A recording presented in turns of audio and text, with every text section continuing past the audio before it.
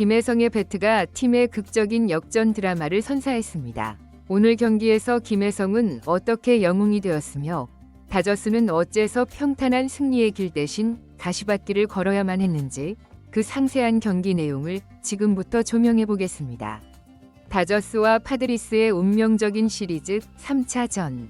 한국 시각 6월 21일 다저 스타디움에서 경기가 열립니다. 시리즈 싹쓸이라는 기분 좋은 과업을 눈앞에 둔 상황에서 팬들이 기다렸던 김혜성이 오랜만에 선발 출전 명단에 복귀했습니다. 그에게 주어진 임무는 8번 타순과 중견수 수비였습니다. 데이브 로버츠 감독의 이러한 결정에는 뚜렷한 의도가 담겨 있었죠.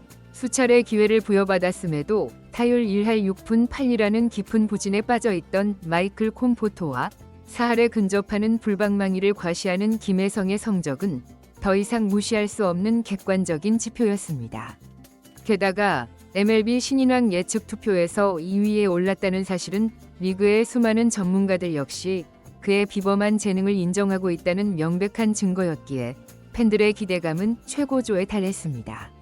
그렇다면 과연 김혜성은 이 중차대한 기회 앞에서 어떤 퍼포먼스로 사령탑과 팬들의 믿음에 보답했을까요?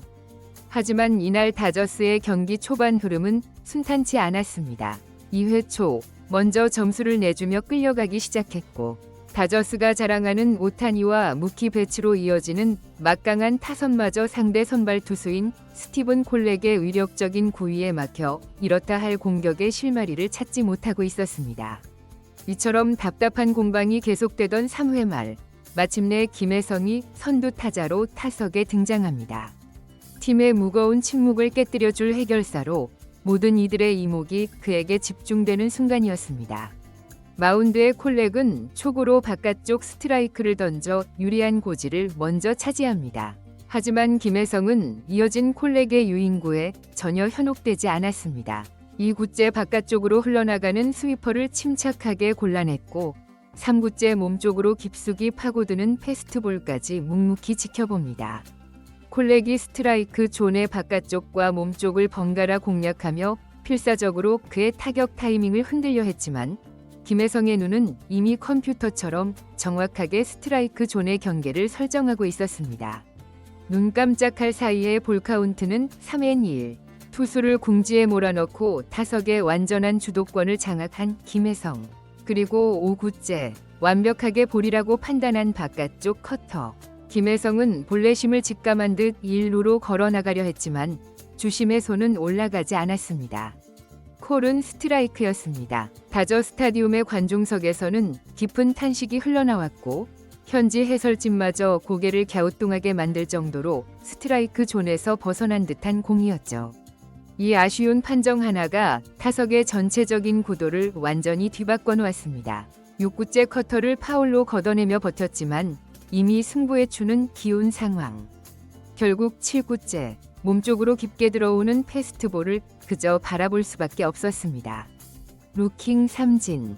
표면적인 기록상으로는 첫 번째 대결의 패자였지만 상대 선발 투수의 투구수를 크게 늘리며 진을 빼놓았고 무엇보다 주심의 아쉬운 판정만 아니었다면 볼넷으로 걸어나갈 수 있었던 사실상 승리한 승부였다는 사실이야말로 그의 다음 타석에 대한 기대감을 증폭시키는 이유였습니다. 그리고 5회 말 스코어는 1대1로 팽팽하게 맞선 상황. 1루에 주자를 둔 채 두 번째 타석에 들어섭니다. 다시 한번 찾아온 기회. 경기 전체의 분위기를 좌우할 수 있는 매우 중요한 순간이었습니다.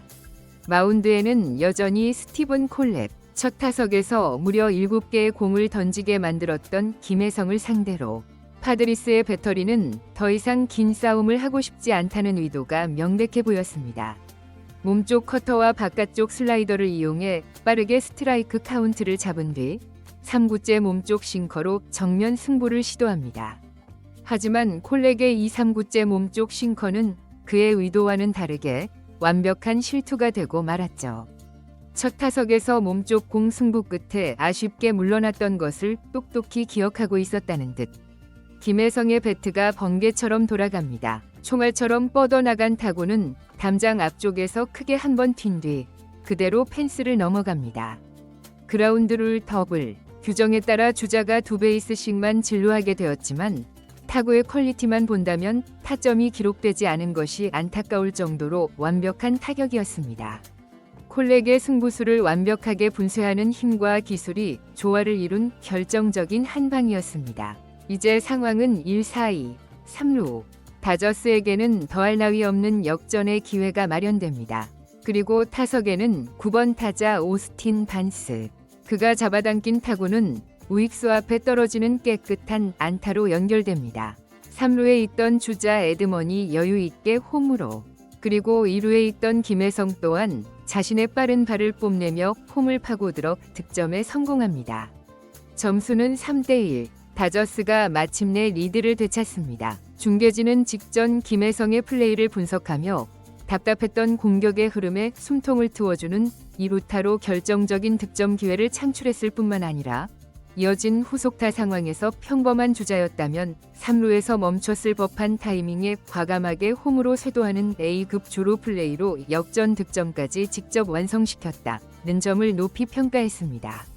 즉, 공격의 시작과 마무리에 모두 김혜성이 결정적인 역할을 했다는 의미입니다. 또한 상대의 투구 전략을 완벽하게 간파하고 역이용했다는 점 역시 주목했습니다. 파드리스 배터리는 첫 타석에서의 경험을 토대로 이번에는 몸쪽 빠른 공으로 그를 압박하려 했지만 김혜성은 오히려 그 공을 기다렸다는 듯이 장타로 응징했다는 설명입니다.